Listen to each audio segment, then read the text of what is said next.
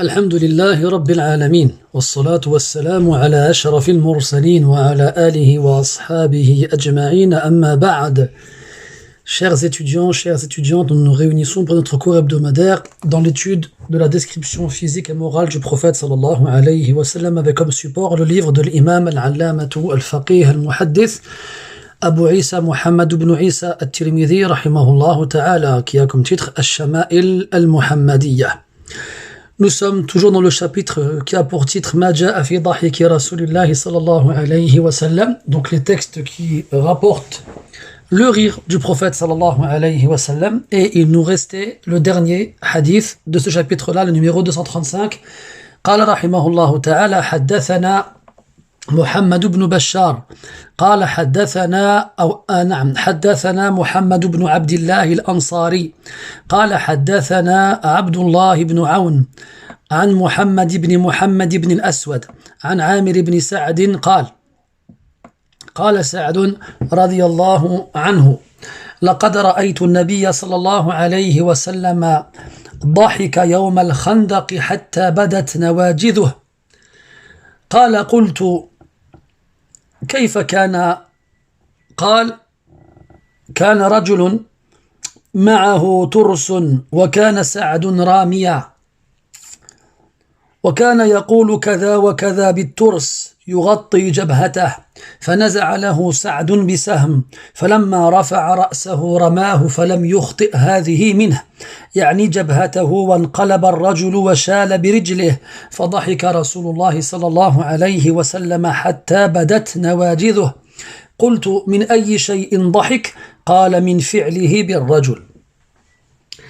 Ce hadith-là est rapporté par Amir ibn Sa'd d'après son père. Donc Amir ibn Sa'd ibn Abi Waqqas radiyallahu anhu, un des premiers à s'être converti à l'islam et un des 10 premiers au paradis radiyallahu anhu warda.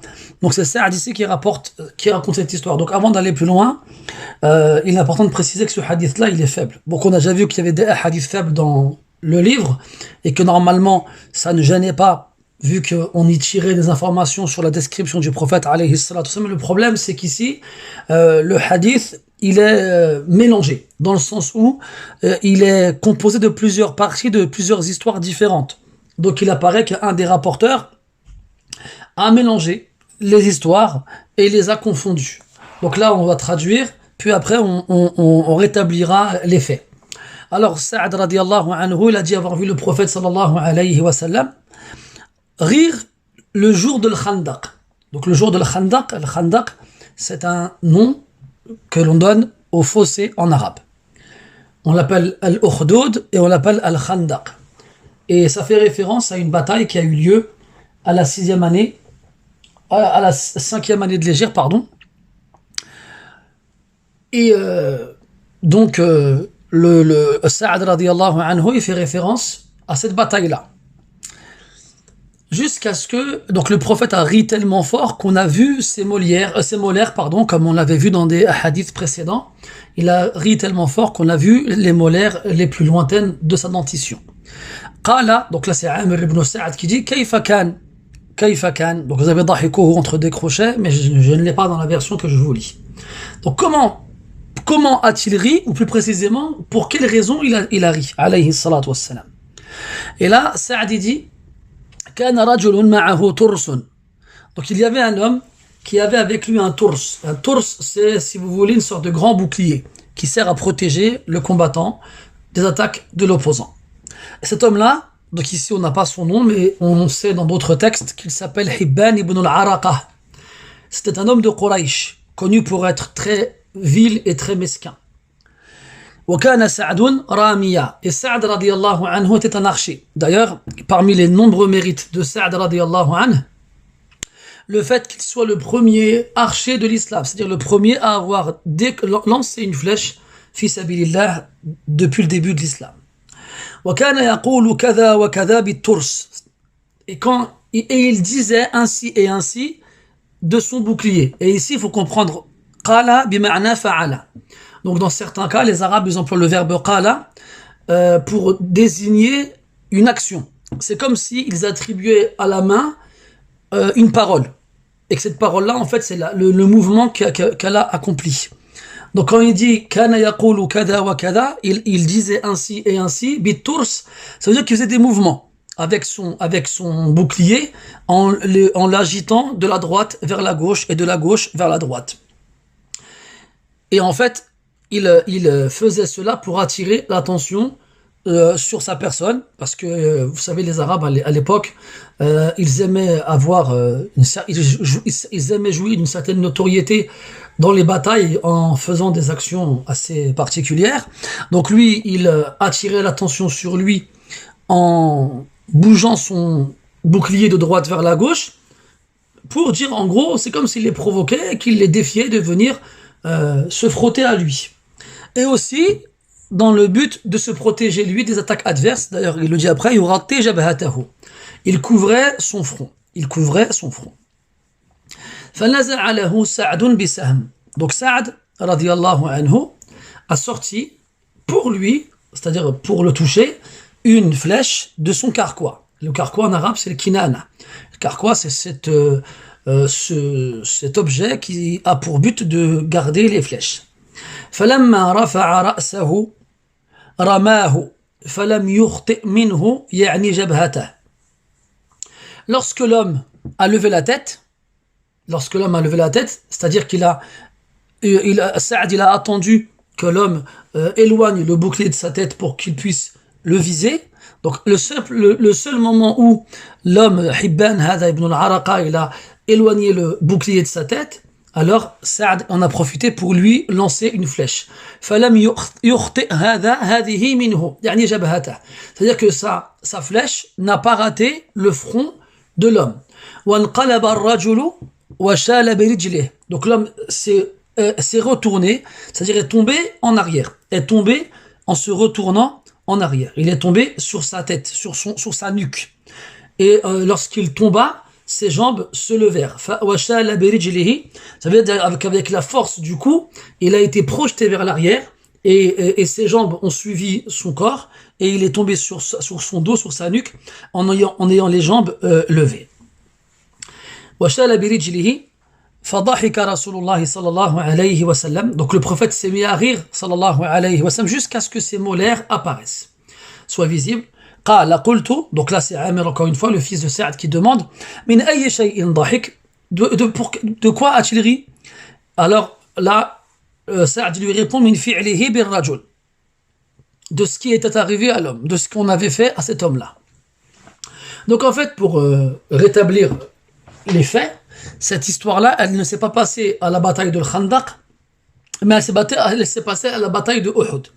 Et elle a une histoire. C'est-à-dire que, en fait, comme vous le savez, la bataille de Uhud, un certain nombre de musulmans se sont enfuis du champ de bataille après que les musulmans se trouvèrent pris dans une embuscade organisée par Quraysh, avec à la tête de l'armée de Quraysh Khalid ibn al-Walid radiyallahu anhu, avant qu'il ne soit musulman. Donc une partie de l'armée est partie en courant, en abandonnant leur poste. Et là, il y avait des femmes qui étaient là pour soigner les blessés. Parmi eux, il y avait Ayman radiyallahu anha, la nourrice du prophète sallallahu alayhi wa sallam. Ayman, quand elle a vu les hommes battre en retraite, elle s'est mise interposée dans leur chemin en leur ordonnant de revenir défendre le prophète alayhi salatu wassalam. Et elle a attrapé une épée, elle a essayé de défendre le prophète comme il pouvait. Cet homme-là, Hibban ibn al-Araqa, il a vu Ayman qui était assez âgé et il lui a mis un coup qui l'a fait se renverser en arrière et avec les jambes en l'air. Et en ayant les jambes en l'air, eh bien sa awra, la awra de Ayman radiyallahu anha, a été découverte. Et là, l'homme, il a explosé de rire. Il s'est mis à rire à gorge déployée en se moquant de Ayman radiyallahu anha. Et le prophète, il assiste à la scène, alayhi salatu wassalam.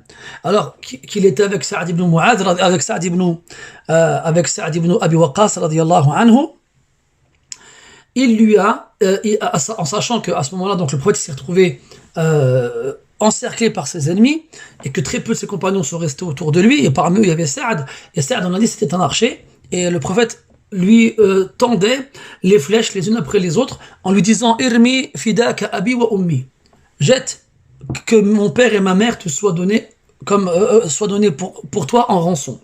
En sachant que parmi les nombreux mérites de Sa'd radiyallahu anhu aussi, le fait qu'il soit le seul à qui Allah Ta'ala ait dit une phrase pareille. C'est une phrase qui était connue chez les Arabes pour montrer l'amour qu'on avait envers une personne. On lui disait Fidaka abi wa ummi. C'est dans l'éventualité où tu serais pris en otage chez des ennemis et qu'ils demanderaient une rançon, je donnerai comme rançon mon père et ma mère pour toi. C'est ça que ça veut dire Fidaka abi wa ummi. Et ça, les compagnons le disaient tous au prophète sallallahu alayhi wa sallam.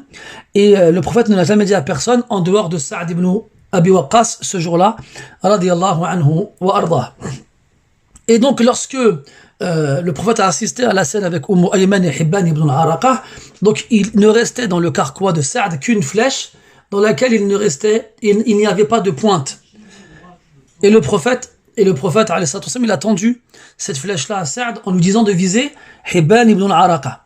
Donc, Hibban ibn al-Araqa, il se protégeait avec son bouclier, et Sa'd, il attendait le moment propice pour lui envoyer la flèche, et lorsqu'il a trouvé ce moment-là, il a lancé la flèche. Et lorsque la flèche a atteint Hibban, comme on l'a dit tout à l'heure, il a été renversé, il a été désarçonné de sa monture, il est tombé par terre, sur le dos, les jambes en l'air, et de la même façon, sa aura, lui aussi, ses parties intimes ont été découvertes. Et là, le prophète, sallallahu alayhi wa sallam, il a ri aux éclats, jusqu'à ce que ses molaires soient visibles. Et pourquoi il a fait ça? C'est pour lui rendre l'appareil. Le prophète, il ne va pas se moquer de quelqu'un, ça ne fait pas partie du comportement et de l'éthique musulmane, mais s'il a agi ainsi, c'est pour venger Ayman et pour lui rendre l'appareil et lui faire subir ce qu'il a fait subir à une femme parmi les compagnons du prophète sallallahu alayhi wa sallam.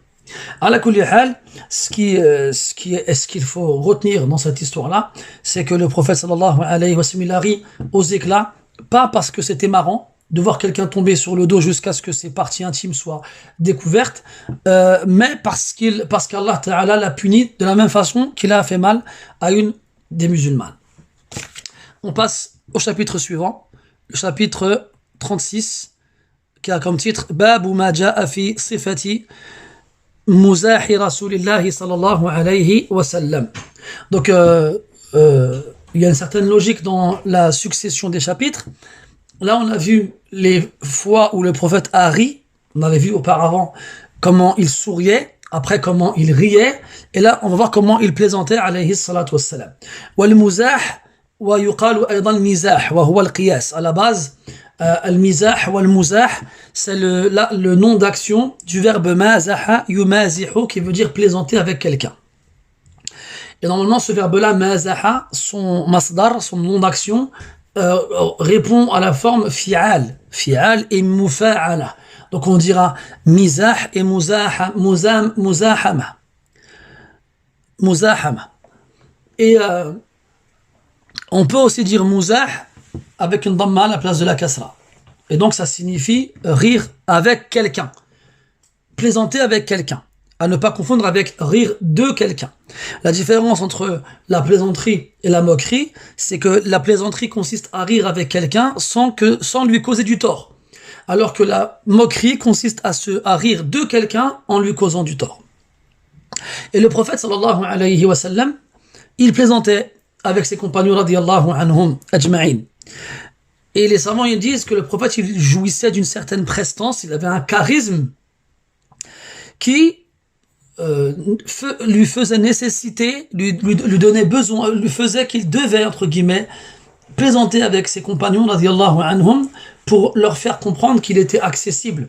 Parce que les gens, en fait, le respectaient tant, même des fois le craignaient de par ce charisme qui était celui du prophète alayhi sallam, qu'ils n'osaient pas l'approcher.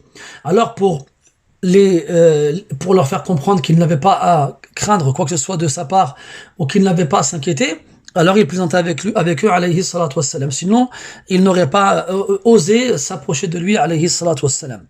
Et même si le prophète se plaisantait alayhi salatu wassalam, il faut savoir qu'il n'en faisait pas une habitude. Ce n'est pas quelque chose qu'il faisait régulièrement. Parce qu'il nous a informé alayhi salatu wassalam que trop rire durcissait le cœur. Donc c'est une chose à ne pas trop faire.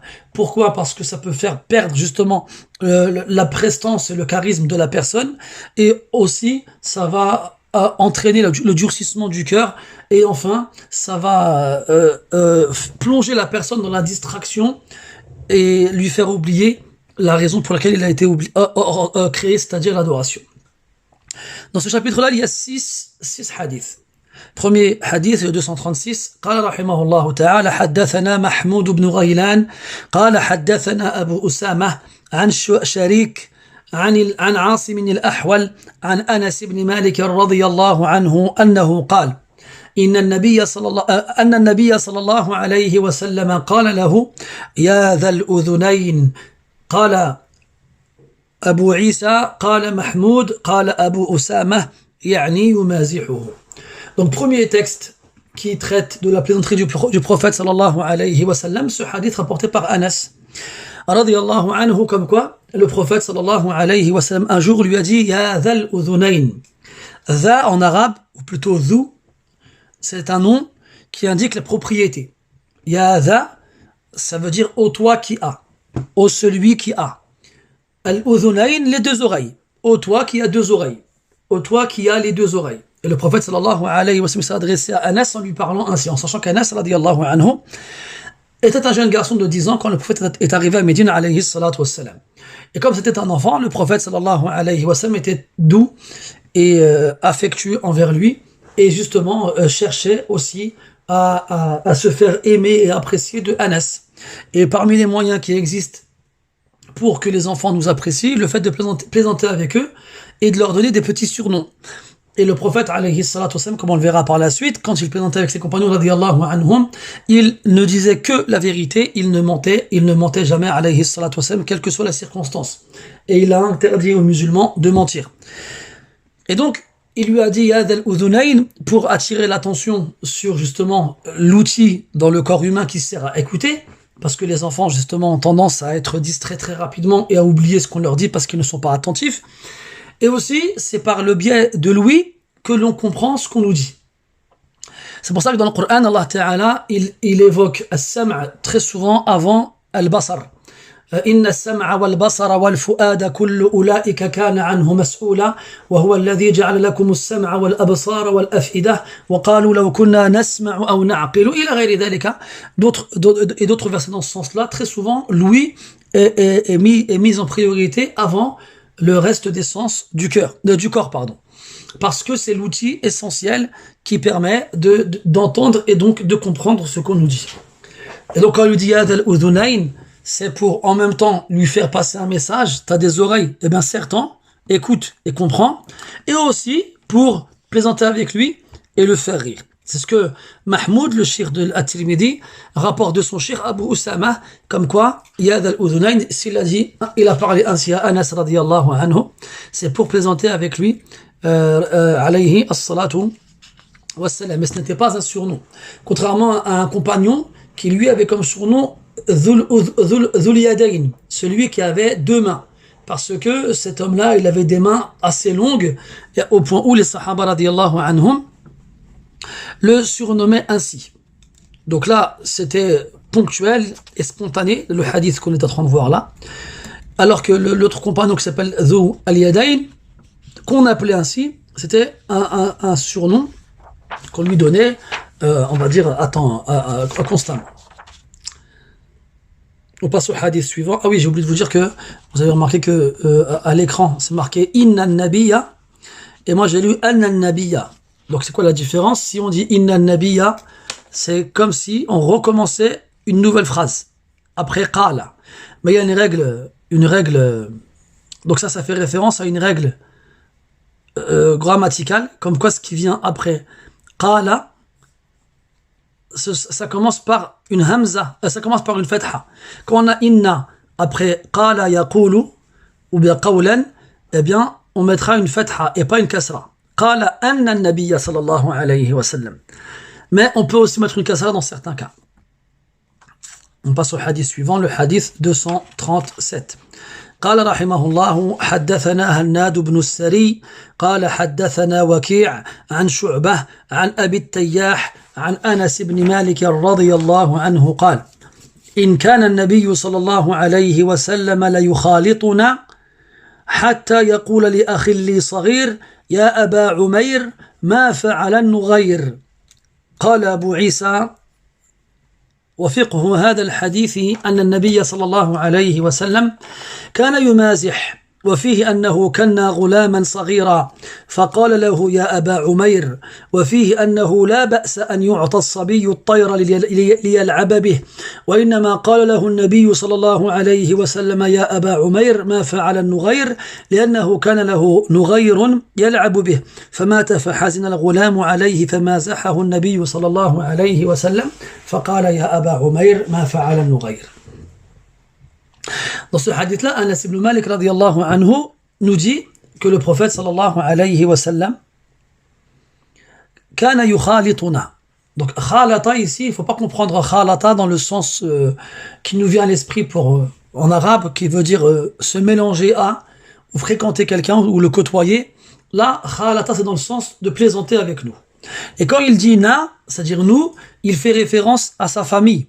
La famille de Anas radiyallahu anhu avait un lien spécial avec le prophète alayhi salatu wassalam. On a beaucoup de hadiths rapportés par Sulaym, la mère de Anas, de par justement la proximité avec la maison du prophète alayhi salatu wassalam. Et avec aussi son mari Abu Talha al-Ansari radiyallahu anhu. Et ici aussi le petit frère de Anas radiyallahu anhu. Donc le prophète sallallahu alayhi wa sallam, il visitait souvent la famille de Anas et il plaisantait souvent avec eux. Il plaisantait tellement avec eux, avec toute la famille, au point où il plaisantait aussi avec le plus petit des enfants de la famille. Au point où il disait à un de mes frères qui était petit. Et ce frère-là, c'était un petit garçon de quelques années, le fils de Abu Talha, donc c'était le frère de Anas par sa mère. Parce que Abu Talha n'était pas le père de Anas radiyallahu anhu. Donc, le fait qu'il précise cela, Anas ici, c'est pour faire comprendre que le prophète il plaisantait avec tout le monde, dans la famille, même le plus petit des enfants parmi eux.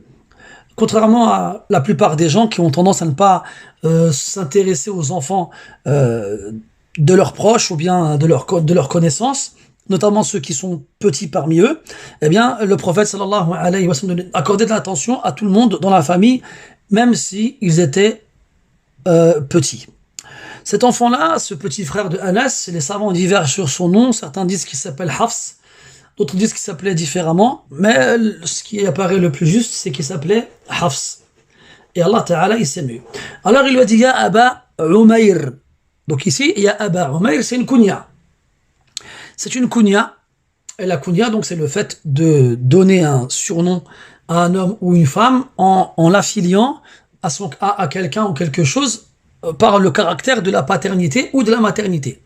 On dira à un garçon ou à un homme, ya Aba Kada, et on dira à une femme, ya Umma Kada. Ou toi le père de un tel, ou toi la mère de un tel. Et là, bien entendu, le petit frère de Anas n'était pas un père. Pourquoi alors le prophète lui a donné une kunya? Parce que il n'y a pas de condition à ce que la personne à qui on va donner une kunya ait un enfant pour qu'on puisse lui en donner. Comme on avait vu avec Aïcha radiyallahu anha, qui n'avait pas d'enfant et pourtant qu'on appelait Abdillah. Et certains savants ont dit que le prophète a choisi de le surnommer Aba Umayr avec le tasghir de Amr. Donc vous avez en arabe plusieurs prénoms qui ont comme origine Amr. Il y a Amr, il y a Omar, il y a Ammar, il y a Umara, il y a Umayr. Et Umayr, donc, c'est une forme changée de Amr qui indique la petitesse, le fait d'être petit. Et tous ces noms-là, ils tirent leur origine de Umr, qui veut dire la vie. La vie. Yawaddu ahaduhum law yu'ammaru alfa sanatin. Donc, Ammara, ça veut dire vivre longtemps. Du fait c'est tiré de l'Umr, pardon. Et donc, certains savants ont émis une allusion intéressante, comme quoi le prophète il l'a surnommé ainsi pour faire une allusion au fait qu'il n'allait pas vivre longtemps. Parce que si on prend Amr qui veut dire qui veut dire la vie, et l'Umayr qui est le tasghir de Amr, c'est-à-dire le fait de donner à ce nom-là une petitesse, c'est comme si il n'allait pas vivre longtemps. C'est toi qui a une petite vie. Et il faut savoir que cet enfant-là, effectivement, il est mort quelques temps après. Après, est-ce que cette allusion elle est correcte ou non? Je la trouve intéressante, sans pour autant affirmer qu'elle est correcte. Ya Aba Umayr, Ma fa'ala an-nughayr. Et donc ici, on va voir comment on va le voir par la suite. Il est donc permis de donner une kunya à un enfant, et bien entendu, même s'il n'a pas d'enfant. Et d'ailleurs, certains savants ont dit que c'était bien de donner une kunya aux enfants, en les appelant ya abakada, comme en guise d'optimisme au fait que cet enfant va vivre suffisamment longtemps pour se marier et avoir des enfants et donc devenir un parent. Ma fa'ala an-nughayr. Qu'est-ce que ton Nughayr a fait? An-Nughayr, c'est aussi un tasghir de An-Nughar. An-Nughar, c'est un petit oiseau qui ressemble au rossignol et qui a le bec rouge qu'on appelle le serin. Le serin, S-E-R-I-N, un petit oiseau, on dirait un petit moineau, avec des plumes qui ont un teint vert, et lui, il a un bec rouge. Et le prophète, comme il voyait souvent la famille de Anas, il savait qu'il avait un petit frère, et il savait que ce petit frère-là, il avait un petit oiseau avec lequel il s'amusait. Et donc, le prophète, il avait constaté et remarqué que le petit frère de Anas était triste. Alors, il a conclu que si cet enfant, il est triste, c'est qu'il a perdu son jouet préféré, qui était ce petit oiseau. Et là, directement, il a fait le lien avec l'oiseau. Et pour lui remonter le moral et lui faire oublier sa tristesse, il lui a donné une kunya. Et l'enfant, quand on lui donne une kunya, il se sent grandi, il sent qu'on lui donne de l'importance, et donc ça le rend heureux et fier. Et donc l'objet de sa tristesse va être oublié sur le champ. Ya Aba Umayr, ma fa'ala an-Nughayr. Qu'est-ce que le petit oiseau a fait? Qu'est-ce qu'il est devenu de lui? Où il est parti? Et en fait, il est mort. Après Abu Isa rahimahullah ta'ala, donc At-Tirmidhi, l'auteur, une fois n'est pas coutume, dans ce hadith-là, va nous donner quelques fawaïd, quelques leçons tirées du hadith. Et ça, l'auteur, il ne le fait que très rarement. Généralement, il se contente de citer l'information sans la commenter. Mais ici, il l'a fait. Et il dit, wa fiqhu hadha al-hadith, donc la science que l'on trouve dans ce hadith-là, il y en a beaucoup, anna an-nabiy sallallahu alayhi wa sallam kana yumazih. Premièrement, le prophète plaisantait alayhi salatu wassalam, comme on peut le voir ici. وَفِيهِ أَنَّهُ كَانَ غُلَامًا صَغِيرًا. Aussi, comme le son dans ce hadith-là, le fait de donner un surnom à un petit garçon. فَقَالَ لَهُ يَا أَبَا عُمَيْرٍ. Il lui a dit, oh Aba Umayr. وَفِيهِ أَنَّهُ لَا بَأْسَ أَنْ يُعْطَى الصَّبِيُّ الطَّيْرَ لِيَلْعَبَ بِهِ. Et aussi, comme le son tiré du hadith, le fait qu'il n'y ait pas de mal à donner à un petit garçon un oiseau pour qu'il joue avec. Mais attention, il faut comprendre ici que c'est dans l'éventualité où l'enfant ne va pas faire de mal à l'oiseau. Parce qu'il y a des enfants petits qui vont attraper l'oiseau, qui vont lui tirer les ailes, qui vont lui arracher les plumes, voire même le tuer. Dans ce cas-là, on ne lui donnera pas d'oiseau ou d'animal vivant quelconque à un enfant qui pourrait lui faire du mal. On n'a pas le droit de faire du mal sans raison à quelle que soit la créature. Donc si ici on a le droit de donner un animal à un enfant, à condition que cet animal-là soit en sécurité par rapport à l'enfant et que l'enfant soit en sécurité par rapport à l'animal. وإنما قال له النبي صلى الله عليه وسلم يا أبا عمير ما فعل النغير لأنه كان له نغير يلعب به. Donc si le prophète lui a dit oh Aba Umayr, qu'est-ce qu'a fait An-Nughayr, le petit serin? Et s'il lui a dit cela, c'est parce qu'il avait justement un petit oiseau avec lequel il jouait. Famata, cet oiseau-là est mort. Fahazin al-Ghulam, le petit garçon était triste de la mort de son petit oiseau. Alors le prophète s'est présenté avec lui pour lui faire oublier sa tristesse. Faqala ya Aba Umayr ma fa'ala an-Nughayr. Et subhanallah, ce hadith-là, il a suscité beaucoup d'intérêt chez les savants, au point où ils rivalisaient lequel d'entre eux arriverait à sortir le plus de leçons de ce hadith-là. Et parmi les savants qui ont relevé le défi, et il y en a un qui s'appelle Ibn al-Qas, qui a écrit un livre dans lequel il a déduit pas moins d'une 60aine de leçons tirées de ce hadith. Il y a même une histoire comme quoi l'imam al-Shafi'i, rahimahullah ta'ala, il a passé une nuit entière à extraire de ce hadith-là toutes les leçons qu'on pouvait en tirer. Farahimahumullahu wa ghafara lahum wa jazahum anna kulla khayrin. On passe au hadith suivant, le hadith 238. قال رحمه الله تعالى حدثنا عباس بن محمد الدوري قال حدثنا علي بن حسن بن شقيق قال حدثنا عبد الله بن المبارك عن أسامة بن زيد عن سعيد المقبري عن أبي هريرة رضي الله عنه قال قالوا يا رسول الله إنك تداعبنا قال نعم غير أني لا أقول إلا حقا تداعبنا يعني تمازحنا. Ici Abu Huraira radiyallahu anhu nous informe que les compagnons radiyallahu anhum ont dit au prophète sallallahu alayhi wa sallam innaka tuda'ibuna, certes tu plaisantes avec nous.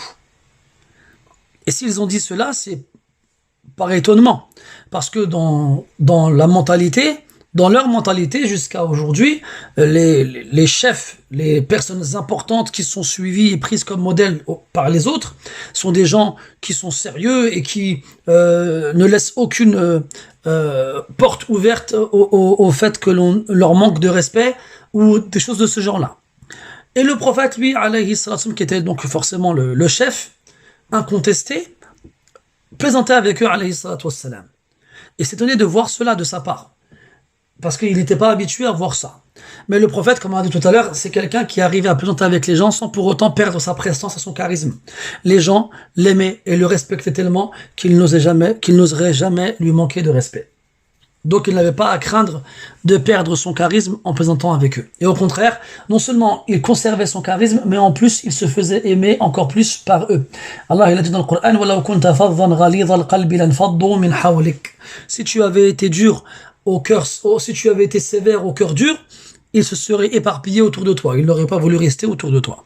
Donc il leur a répondu alayhi salam, na'am, effectivement, bien entendu. Par contre, je ne dis que la vérité. C'est-à-dire que ce que le prophète il va dire lorsqu'il présentera avec eux sera conforme à la réalité. Ce ne sera pas du mensonge. Et le prophète dans un hadith, il a dit que celui qui ment pour faire rire les gens, il était maudit. Et dans une autre version du hadith, waylul lahu, waylul lahu, waylul lahu. قالوا خاب وخاسر من هو يا رسول الله قال من كذب ليضحك القوم. Il a dit malheur à lui, malheur à lui, malheur à lui. Il a certes péri et perdu. Qui est-ce? Il a répondu celui qui ment pour faire rire les gens. Dans une version du hadith, il a dit لعن الله المازح وإن لعن الله الكاذب وإن كان مازحا. Allah a maudit le menteur même s'il le fait pour plaisanter. Et là, vous voyez à quel point nous vivons dans une circonstance assez spéciale dans laquelle le fait de mentir pour rire a été banalisé. C'est même devenu une profession prometteuse qui offre à ceux qui la pratiquent des salaires assez confortables. Aujourd'hui, vous avez remarqué que les comiques et les humoristes se bousculent sur les scènes, dans les théâtres et dans les spectacles, pour faire rire les gens, et très souvent en mentant, en inventant des choses fausses et en disant des choses qui ne sont pas vraies. Après, il y a une différence entre inventer une histoire, et donc à ce moment-là, ne pas déformer la réalité, et le fait de mentir. Donc c'est-à-dire prendre un individu réel et lui attribuer des faits et des paroles alors qu'il ne les a jamais fait, ni dit là, on va mentir. Inventer une histoire dans laquelle les personnages sont fictifs, là, ce n'est pas la même chose. Ala kulli hal, le prophète sallallahu alayhi wa sallam, quand il présentait avec les sahaba radiyallahu anhum, il ne disait que la vérité. Et donc là, on peut dire que les conditions pour que la plaisanterie soit permise, c'est que le contenu de la plaisanterie soit réel, soit véridique, ne soit pas contraire à la réalité, que cette plaisanterie-là ne nous fasse pas perdre notre prestance, notre charisme auprès des gens, qu'on n'en fasse pas une habitude ou qu'on n'exagère pas en le faisant trop souvent. Il y a des gens qui ont dit à Sufyan ibn Uyayna rahimahullah ta'ala al-mizahu mihna, est-ce que la plaisanterie est une épreuve? Est-ce que c'est un mal? Et il a répondu bal sunnah, au contraire, c'est une tradition prophétique. Lakin liman yuhsinuhu wa yada'uhu mawadi'ah. Par contre, c'est une tradition prophétique pour celui qui sait le faire correctement et qui le fait dans les bonnes circonstances. Ce qui signifie que plaisanter n'importe comment, n'importe quand, avec n'importe qui, de n'importe quelle façon, c'est blâmable. Quant au fait de le faire correctement, sans mentir, en respectant les conditions, c'est louable. Et c'est même une tradition du prophète, alayhi salatu wassalam.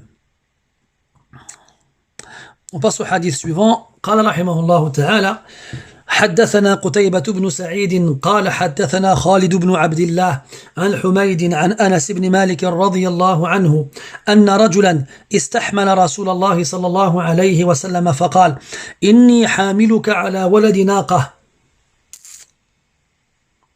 على ولد ناقة نعم فقال يا رسول الله ما أصنع بولد الناقة فقال صلى الله عليه وسلم وهل تلد الإبل إلا النوق وهل تلد الإبل إلا النوق. Donc ce hadith-là, Anas radiallahu anhu nous dit qu'un homme est venu demander au prophète sallallahu alayhi wa sallam une monture pour qu'il puisse l'accompagner lors de ses expéditions militaires et ses voyages.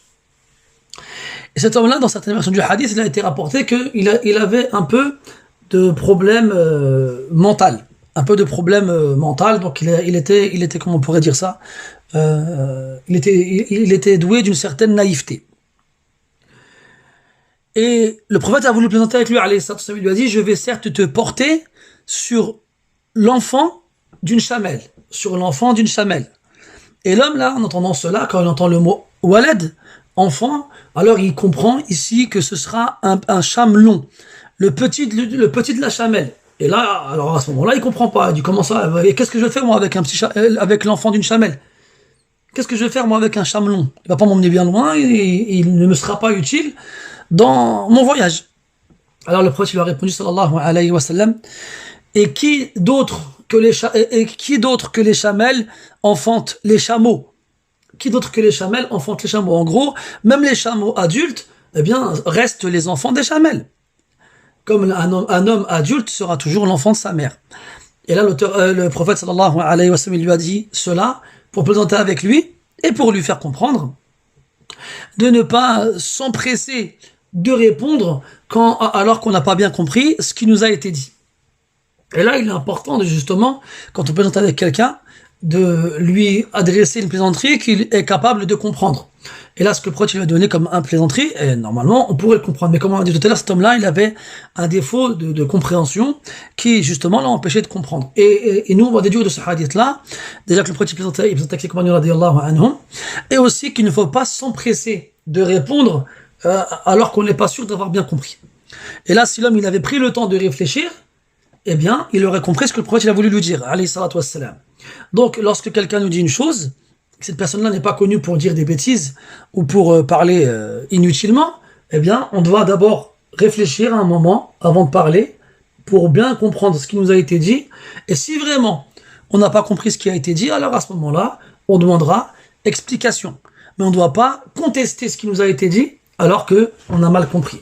À ce moment-là, celui qui conteste, lui, il veut s'opposer à ce qui lui a été dit en pensant que c'était faux, alors que c'est lui, il avait pris du temps, eh bien, il aurait compris et il ne se serait pas mis dans une fâcheuse posture. On passe au hadith suivant, le hadith 240. قال رحمه الله تعالى حدثنا إسحاق بن منصور قال حدثنا عبد الرزاق قال حدثنا معمر عن ثابت عن أنس بن مالك رضي الله عنه أن رجلا من أهل البادية كان اسمه زاهرا وكان يهدي إلى النبي صلى الله عليه وسلم أن رجلا من أهل البادية كان اسمه زاهرا وكان يهدي إلى النبي صلى الله عليه وسلم هدية من البادية فيجهزه النبي صلى الله عليه وسلم إذا أراد أن يخرج فقال النبي صلى الله عليه وسلم إن زاهرا باديتنا ونحن حاضروه وكان رسول الله صلى الله عليه وسلم يحبه وكان رجلا دميما فأتاه النبي صلى الله عليه وسلم يوما وهو يبيع متاعه فاحتضنه من خلفه وهو لا يبصره فقال من هذا أرسلني فالتفت فعرف النبي صلى الله عليه وسلم فجعل لا يألو ما ألصق ظهره بصدر النبي صلى الله عليه وسلم حين عرفه فجعل النبي صلى الله عليه وسلم يقول من يشتري هذا العبد فقال يا رسول الله إذن والله تجدني كاسدا فقال النبي صلى الله عليه وسلم لكن عند الله لست بكاسد أو قال أنت عند الله غال. Anas radiallahu anhu nous rapporte qu'il y avait un homme qui venait de l'Badia. Al-Badia, c'est ce qu'on appelle la campagne. En gros, c'est la province dans laquelle il n'y a pas de grande ville. Soit il n'y a pas de village du tout, soit il y a des petits villages. Donc c'était la campagne dans laquelle les Bédouins vivaient. On l'appelle Badia, du verbe bada yabdou, qui veut dire apparaître, naam, qui veut dire apparaître, mettre en évidence. Pourquoi? Parce que comme dans la campagne, il n'y a pas de construction, il n'y a pas d'édifice, eh bien tout ce qui s'y trouve est visible. Et donc, cet homme-là, il s'appelait Zahira. Zahira ibn Haram al-Ashja'i, radiyallahu anhu wa ardah. Il a participé à la bataille de Badr, il fait donc partie parmi les meilleurs des compagnons, radiyallahu anhum ajma'in. Et cet homme-là, il vivait donc pas à Médine, il vivait dans la province campagnarde avoisinant la ville du prophète sallallahu alayhi wa sallam. Et quand il lui arrivait de venir à Médine, il offrait au prophète sallallahu alayhi wa sallam des cadeaux provenant de la campagne. Bon, c'était soit des fruits ou des plantes qu'on ne trouvait pas en ville, ou qu'on trouvait très peu, ou difficilement. Et le prophète sallallahu alayhi wa sallam lui rendait l'appareil en l'équipant de ce qu'il avait besoin pour lui et sa famille lorsqu'il s'apprêtait à retourner chez lui. Donc il lui donnait des choses qui l'aideraient à subvenir aux besoins de sa famille. Et qu'est-ce qui s'oppose à al-Badiya al-Hadira? Donc la civilisation, si on le traduisait littéralement, la ville et la campagne. Et donc le prophète sallallahu alayhi wa sallam, il l'équipait avant qu'il ne retourne chez lui à la campagne. Et le prophète il disait de lui sallallahu alayhi wa sallam, inna zahiran badiyatuna wa nahnu hadiruhu.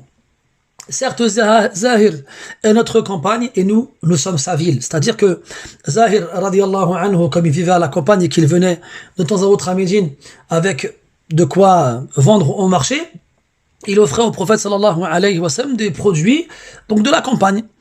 Et ça dispensait le prophète sallallahu alayhi wa sallam de se rendre à la campagne pour avoir accès à ces produits-là. Et en échange, quand Zahir venait à Médine, eh bien le prophète il lui donnait ce dont il avait besoin pour retourner chez lui provenant de la ville. Donc Zahir était la campagne du prophète et nous, c'est-à-dire les gens de Médine, sommes sa ville. Et donc ce qui montre l'attention que le prophète portait à Zahir radiyallahu anhu. وكان رسول الله صلى الله عليه وسلم يحبه. Et le prophète sallallahu alayhi wa sallam, il l'aimait beaucoup. Il aimait beaucoup Zahir radiyallahu anhu. Parce que dans une version du hadith, il a été dit que Zahir, il faisait rire le prophète alayhi salatu wassalam. Certains ils disent que le prophète, il l'aimait parce que Zahir, chaque fois qu'il venait de la campagne, il venait voir le prophète et il lui offrait donc des produits de la campagne. Et on l'a vu ensemble dans des hadiths précédents, que parmi les moyens de s'aimer les uns les autres, le fait de s'offrir des cadeaux. Le prophète dit sallallahu alayhi wa sallam, tahadu tahabbu. Donnez-vous des cadeaux, vous vous aimerez les uns les autres. Et d'ailleurs, on avait vu ensemble que le prophète il acceptait les cadeaux qu'on lui offrait, mais il n'acceptait pas l'aumône, comme dans le hadith de Salman, dans le chapitre du sceau de la prophétie. وَكَانَ رَجُلًا دَمِيمًا. Et Zahir, Afwan, il avait une particularité physique, c'est qu'il était laid. Radiyallahu anhu wa ardah. Mais c'est pas parce qu'il n'était pas doué de beauté que le prophète ne l'aimait pas pour autant. Il faisait abstraction de son physique et regardait le comportement et la foi de la personne. Un jour, le prophète alayhi salatu wassalam est parti à la rencontre de Zahir alors qu'il était au marché en train de vendre ses mata'. فَأَتَاهُ النَّبِيُّ صلى الله عليه وسلم يوما وهو يبيع متاعه. Donc le mata', ce sont généralement les provisions. Les provisions qu'une personne dont la personne jouit. Donc c'est ce dont on va jouir des provisions dont on dispose. Donc ici, Zahir il est venu à Médine avec des cadeaux pour le prophète, avec des produits à vendre au marché et des provisions pour son voyage. Donc ce qu'il va utiliser pour être vendu au marché, on va l'appeler mata', al-mata'. Donc le prophète il est venu le voir un jour alors qu'il était au marché en train de vendre, ce qui montre qu'il n'y a aucun mal dans le fait de se rendre au marché, même si le prophète il a dit sallallahu alayhi wa sallam que le marché était le quartier général du diable, où il plantait son étendard et où il appelait les gens à mentir, à tricher et à voler. Mais le fait de s'y rendre sans vouloir faire ces choses-là, pour y faire des choses licites, il n'y a pas de mal, sinon le prophète ne se serait pas rendu alayhi salatu wassalam. وَهُوَ يَبِيعُ مَتَاعَهُ وَاحْتَضَنَهُ مِنْ خَلْفِهِ. Le prophète sallallahu alayhi wa sallam s'est discrètement faufilé derrière Zahir et il l'a pris contre lui en mettant ses deux mains sous les aisselles de Zahir et en le portant vers l'arrière. Et Zahir, il ne sait pas que c'est le prophète qui l'a porté alayhi salatu wassalam parce qu'il est derrière lui et lui il ne voit pas qui est derrière lui. وَهُوَ لَا يُبْصِرُهُ فَقَالَ Donc Zahir dit Man hada, qui est-ce? Arsilni, lâche-moi. Et le prophète il le tient toujours. Alors il se retourne, faltafata, et il reconnaît le prophète sallallahu alayhi wa sallam. فَجَعَلَ لَا يَأْلُو مَا أَلْصَقَ ظَهْرَهُ بِصَدْرِ النَّبِيِّ صلى الله عليه وسلم حين عرفه. Et donc là, qu'est-ce qu'il a fait? Zahir, lorsqu'il a reconnu le prophète sallallahu alayhi wa sallam, il s'est efforcé de garder son dos collé à la poitrine du prophète sallallahu alayhi wa sallam tant que le prophète le tenait alayhi salatu wassalam, lorsqu'il l'a reconnu. Donc là, il avait l'extrême privilège de pouvoir être en contact direct avec le prophète, alors il a voulu que ce moment-là dure le plus longtemps possible. Parce que si le prophète il aimait Zahir, eh bien Zahir aussi aimait le prophète alayhi salatu wassalam. Et tous les musulmans doivent aimer le prophète alayhi salatu wassalam. Alors le prophète il s'est mis à dire alayhi salatu wassalam Man yashtari hada al-abd, qui achète cet esclave, comme les vendeurs d'esclaves dans les marchés. Et là, bien entendu, quand il dit l'abd, il a dit dans le sens d'esclave d'Allah subhanahu wa ta'ala. Et quand il dit qui achètera cet esclave, alors que ce n'est pas un esclave dans le vrai sens du terme, mais c'est un serviteur d'Allah azza wa jal, et nous sommes tous les esclaves d'Allah azza wa jal. Ibn al-Qayyim rahimahullah ta'ala, il dit dans un vers d'une longue poésie هربوا من الرق الذي خلقوا له وبلوا برق الهوى والشيطان. Ils ont fui de l'esclavage pour lequel ils ont été créés et ils furent éprouvés à la place par l'esclavage de la passion et du diable. Donc Allah il nous a créés et il nous a créés pour qu'on l'adore et nous sommes ses esclaves, nous lui appartenons. Donc man yashtari hada al-abd, Allah tabaraka wa ta'ala il achète l'âme et les biens du croyant. Inna Allah ashtara min al-mu'minina anfusahum wa amwalahum bi anna lahumul jannah. Et dans l'autre verset, hal adullukum ala tijaratin tunjikum min adhabin alim. Donc Allah Ta'ala, il fait un marché avec les croyants en rachetant leurs personnes et leurs biens. Donc man yashtari hada al-abd. Donc c'est comme si ici le prophète disait aux gens, Allah Ta'ala c'est lui qui va acheter l'âme de cet homme pieux et vertueux qu'est Zahir ibn Haram radiyallahu anhu. Donc il n'y a pas, et c'est là que la plaisanterie du prophète a lieu, parce qu'il a fait croire aux gens qu'il vendait l'esclave, alors qu'en fait, il a dit une chose tout en visant autre chose. فقال الرجل, donc l'homme il a répondu, Zahir radiyallahu anhu, il a répondu, Ya Rasulallah, idhan wallahi tajidani kasidan. Vous avez l'écran tajiduni, mais il est mieux de dire tajidani. Pour une raison grammaticale que je ne vais pas vous expliquer ici. Donc, ô messager d'Allah, dans ces cas-là, par Allah, tu me trouveras kassid. Et al-kassid, c'est ce qui n'a pas de valeur. C'est l'article, le produit qui ne vaut pas grand-chose et que les gens n'achètent pas parce qu'il n'est pas intéressant. Donc là, Zahir radiyallahu anhu, il s'est méprisé lui-même de par le fait qu'il venait de la campagne, et les gens à l'époque méprisaient les gens de la campagne, et aussi de par le fait de son physique entre guillemets ingrat, et il pensait pas qu'il avait une quelconque importance jusqu'à ce qu'on puisse lui accorder une quelconque valeur. Et là le prophète sallallahu alayhi wa sallam lui répond par contre auprès d'Allah tu n'es pas ainsi. Et dans une autre version du hadith, au contraire, auprès d'Allah, tu as beaucoup de valeur. Parce que ce qui compte auprès d'Allah, ce n'est pas l'endroit d'où on vient, ni le physique que l'on a, mais c'est la pureté du cœur et la vertu de nos actes.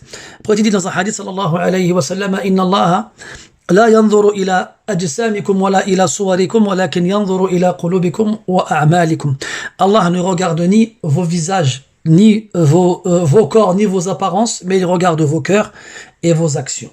Donc dans ce hadith-là, qui est très beau et qui est touchant, le prophète il a fait une éloge énorme à l'égard de Zahir radiyallahu anhu, qui a une valeur particulière auprès d'Allah subhanahu wa ta'ala, parce que ce qui compte c'est ce qu'on cache dans nos cœurs.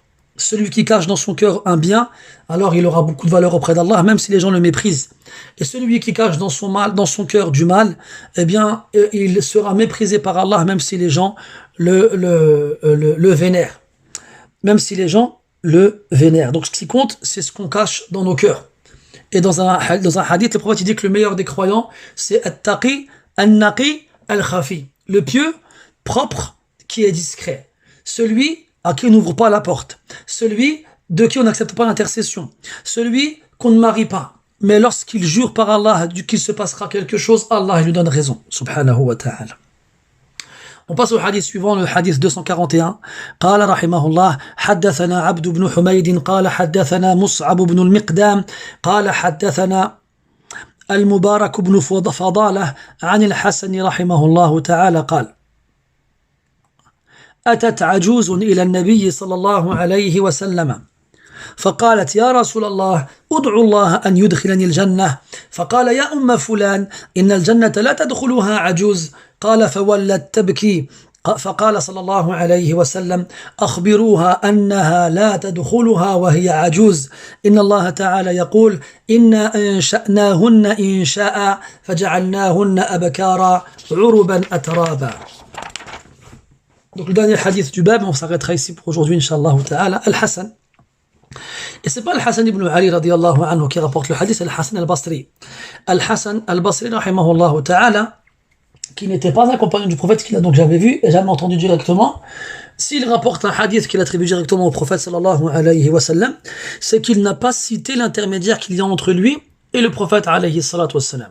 Donc soit c'est un compagnon et ce n'est pas grave, qu'on ignore l'identité du rapporteur à ce moment-là, de l'intermédiaire, parce que tous les compagnons ils sont fiables, soit c'est un tabi'i comme lui, et là on a besoin de savoir de qui il s'agit. Donc ce genre de hadith on l'appelle le hadith al-mursal, parce qu'il manque un intermédiaire entre le rapporteur final et le prophète alayhi salatu wassalam. Comme quoi une vieille femme, la vieille femme en arabe on l'appelle ajouz, et dans le Coran on trouve ce mot-là, qalat ajouz wa hadha ba'li shaykha. Vais-je enfanter alors que je suis vieille? Et donc on dit ajouz sans mettre la marque du féminin, même si on peut le dire, c'est possible en arabe de dire ajouzah, mais ce n'est pas la meilleure façon d'employer ce mot-là. Le mieux de dire ajouz.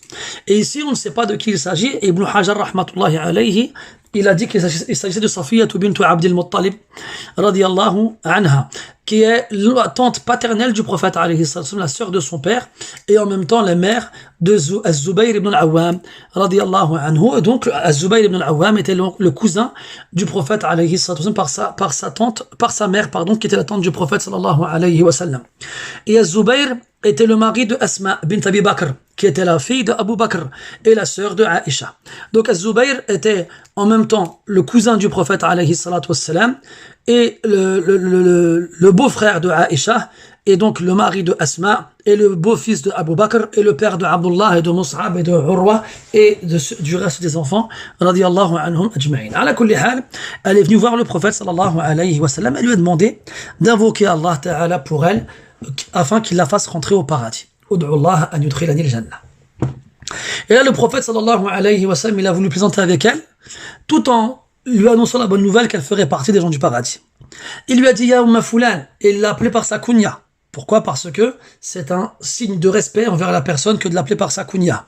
D'ailleurs, on l'avait déjà vu que les Arabes, notamment les personnes importantes parmi eux, considéraient comme un manque de respect et du mépris d'être appelés par leur prénom en public par des gens avec lesquels ils n'avaient aucun lien. Donc les savants, les gouverneurs, les personnes importantes, quand on s'adressait à eux, on les appelait par leur kunya et pas par leur prénom de base. Il lui a dit, le paradis, les vieilles n'y entrent pas. Les vieilles ne rentrent pas au paradis. Et là, cette vieille femme, elle comprend qu'elle n'ira pas au paradis. Parce que le prophète n'a pas voulu invoquer Allah pour qu'elle aille au paradis, premièrement. En plus, elle est vieille et elle entend de la bouche du prophète que les vieilles ne vont pas au paradis. Alors elle est partie en courant et en pleurant. Tellement elle était triste d'apprendre qu'elle n'irait pas au paradis. Et là, le prophète, il a dit, informez-la qu'elle n'y entrera pas en étant vieille. Et dans une version du hadith, rudduha, ramenez-la. Et quand ils l'ont ramenée, il lui a dit, tu n'y entreras pas en étant vieille. Parce qu'Allah Ta'ala, il te fera retrouver ta jeunesse. Allah dit dans le Coran, Inna ansha'nahunna insha'a. Certes, nous les avons créées d'une création nouvelle. Donc le jour de la résurrection, quand nous serons créés, Allah Ta'ala nous créera à nouveau, comme il nous a créés la première fois, et notamment les femmes, lorsqu'elles rentreront au paradis, ainsi que les hommes, Allah leur donnera des attributs physiques différents de ceux qu'ils avaient en plus ici-bas. Et donc Allah Ta'ala, il nous créera hommes et femmes sur notre création initiale et à laquelle il rajoutera des éléments pour ceux qui sont promis au paradis. Comme il rajoutera des éléments pour ceux qui sont promis à l'enfer aussi. Puis Allah il dit فَجَعَلْنَاهُنَّ أَبَكَارًا. Nous avons fait d'elles des vierges. Pourquoi? Parce que les femmes du paradis, elles sont constamment vierges. Et après chaque rapport, elles retrouvent leur virginité. Uruban. Urub, c'est le pluriel de Aroub. C'est la femme qui fait tout pour que son mari, et c'est la femme qui est amoureuse de son mari et qui fait tout pour que son mari l'aime. Donc les femmes du paradis, elles seront ainsi, elles exprimeront, elles déclareront l'amour qu'elles ressentent pour leurs époux et elles feront tout pour que leurs époux les aiment au maximum. Ataraban, donc ça veut dire qu'elles auront toutes le même âge. Elles auront toutes le même âge, c'est-à-dire, selon une des versions du hadith, 33 ans ou 30 ans, qui est le meilleur âge pour les hommes et les femmes. Comme il dit Ibn al-Qayyim rahimahullah, fihi quwwatu shubbani, c'est à cet âge-là qu'on